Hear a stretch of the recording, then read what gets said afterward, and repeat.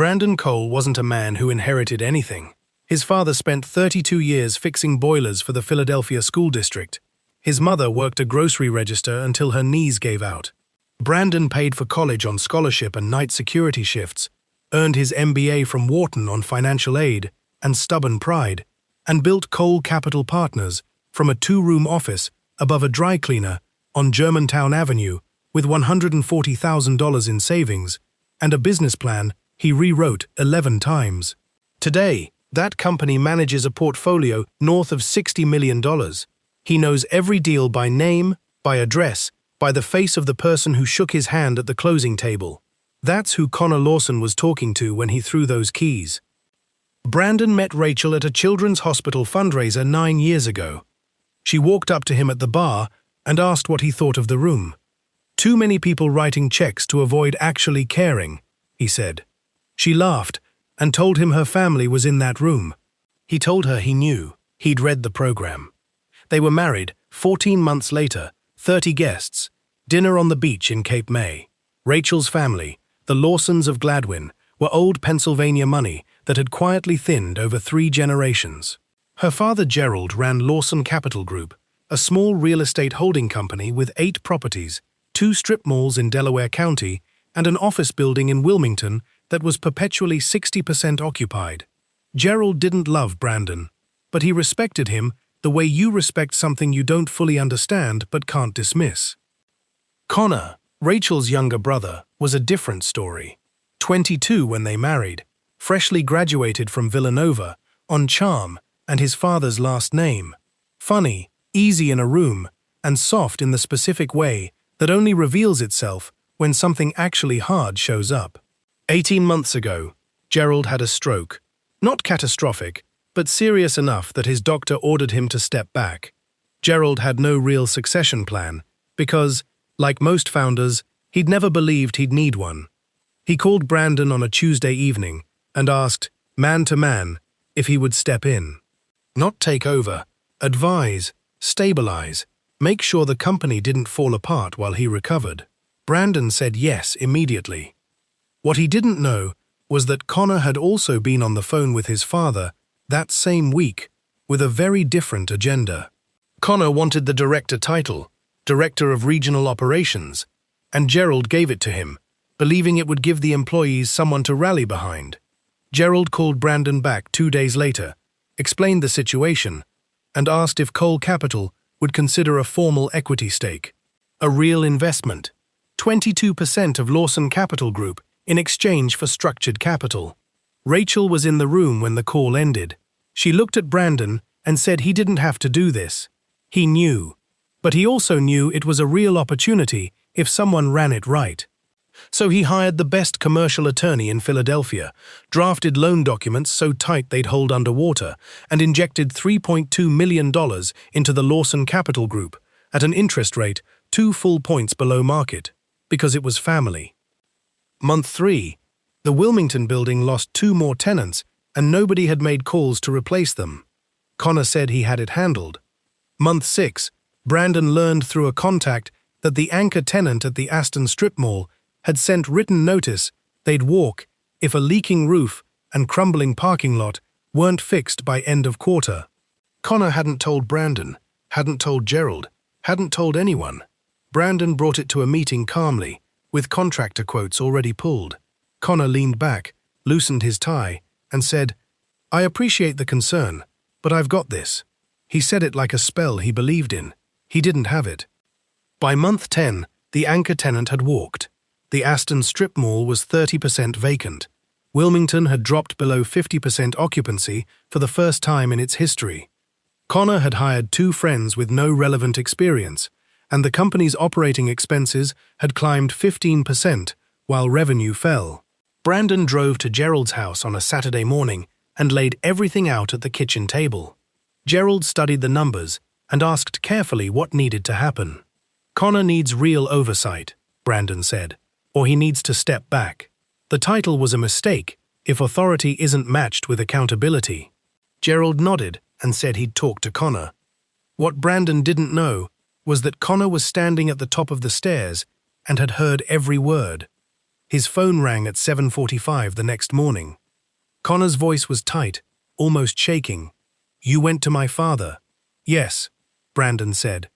"You went behind my back. I went to the majority stakeholder of a company I have $3 million in. That's due diligence." A long pause, then, "You're supposed to be my brother-in-law." "I am your brother-in-law," Brandon said.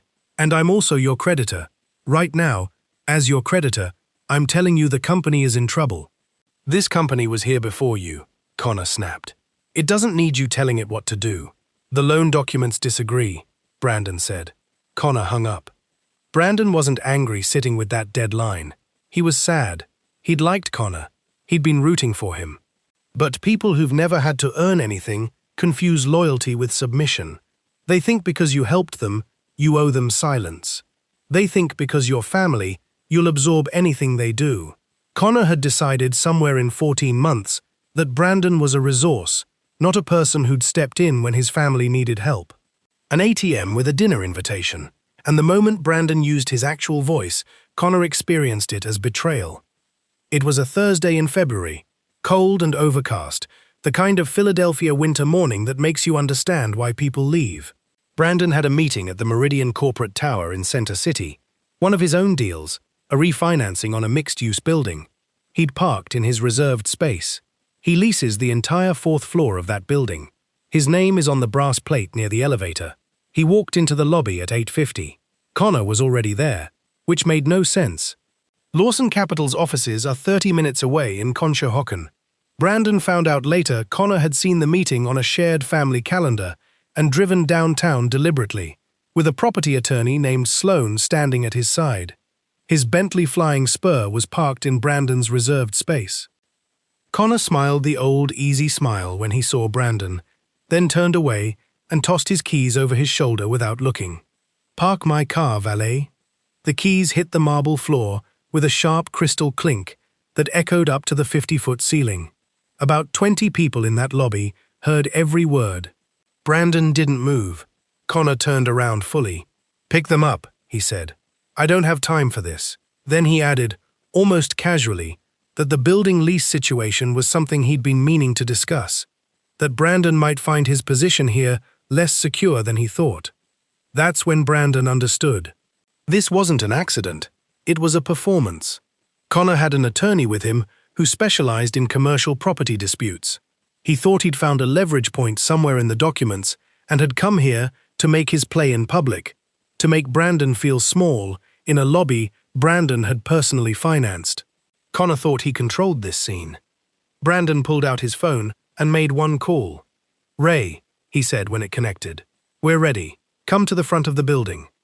Here's what Connor didn't know. When Gerald first asked Brandon to step in, his attorney had insisted on a management control provision, language that allowed Qley Capital Partners to assert operational control if the company missed 2 consecutive quarterly covenant requirements. They'd missed the 3rd quarter and the 4th quarter. Formal notice had been sent in January. Connor's attorneys had disputed it, but the burden of proof wasn't on Brandon. Qley Capital had also quietly acquired the parking concession for the Meridian Building's garage 6 weeks earlier. The management company had been looking to exit. The price was reasonable, and it fit the portfolio. Brandon now owned those reserved spaces, which meant he had every legal right to repossess any vehicle parked where it had no business being. He'd retained Ray Hutchkins, 3rd-generation repossession company out of South Philadelphia, best in the business, 2 weeks prior, with all the proper paperwork filed with the city.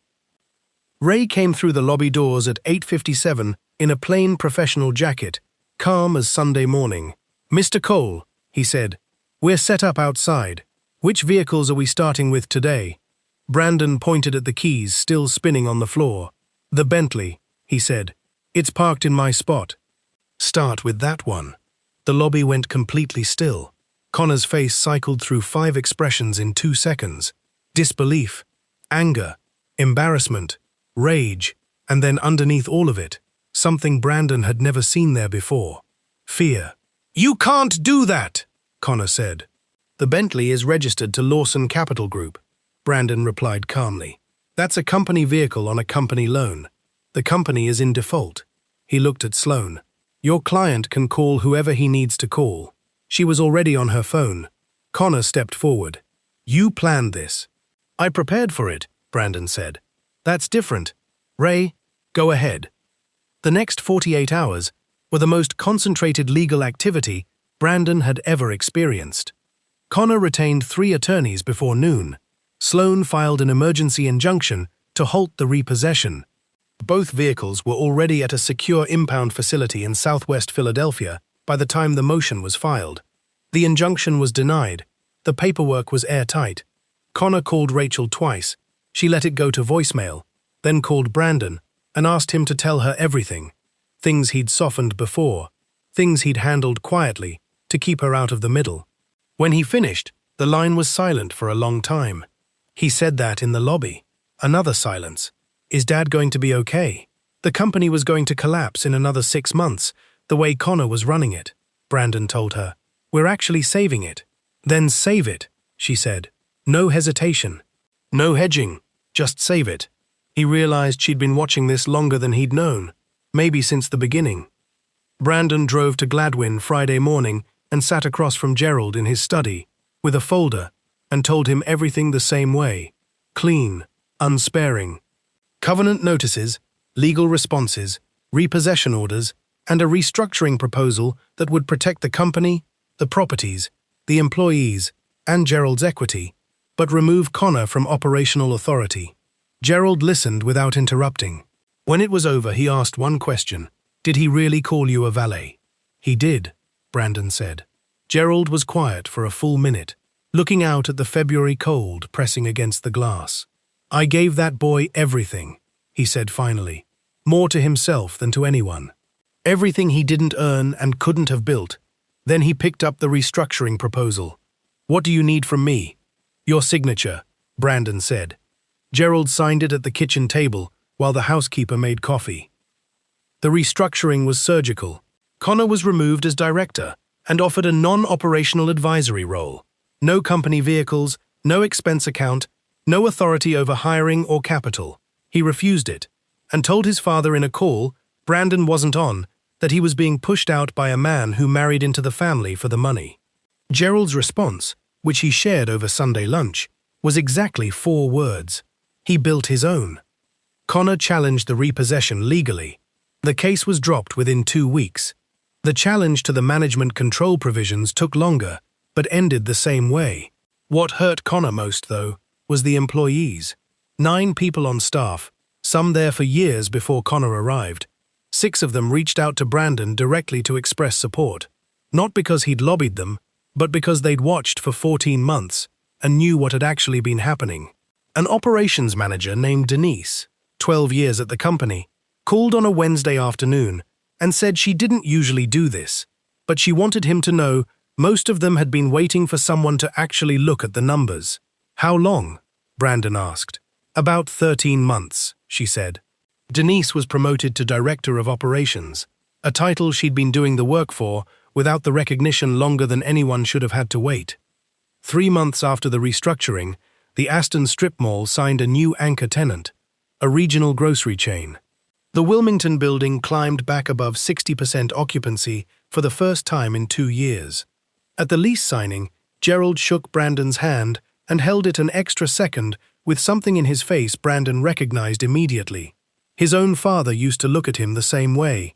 It was real respect, the kind that costs nothing to give and means everything to receive. One night in March, Brandon and Rachel were on the couch after the legal dust had mostly settled. "Do you think he'll ever understand what he did?" she asked. "I think he understands that he lost," Brandon said. "I'm not sure yet if he understands why." She leaned her head on his shoulder and said she kept thinking about one thing, that Connor didn't even look at him when he threw the keys, just tossed them over his shoulder like Brandon was part of the scenery. "What did it feel like?" she asked. "In the moment." Brandon thought about how to answer honestly. "Calm," he said, which surprised me. I thought I'd feel angry. Mostly I just felt ready. Connor has a lease on an apartment in Rittenhouse Square now, and a job in business development at a small tech company his college roommate started. The Bentley is still in impound, pending final loan settlement. The Range Rover was sold through proper asset liquidation, proceeds applied against the outstanding balance. Everything documented above board. Brandon wishes Connor no ill and means it. If he shows up someday with something he built himself and wants to shake hands, Brandon will shake it. But he will not pick up his keys. Not because of pride, because of something more important than pride. The moment you teach someone that their disrespect carries no consequence, you've done both of you a disservice. You've confirmed for them that the world bends to their certainty, and the world, as Connor Lawson is beginning to understand, does not actually work that way. It never did. The tow truck pulls away, and reality shows up in its place. That's the deal for all of us.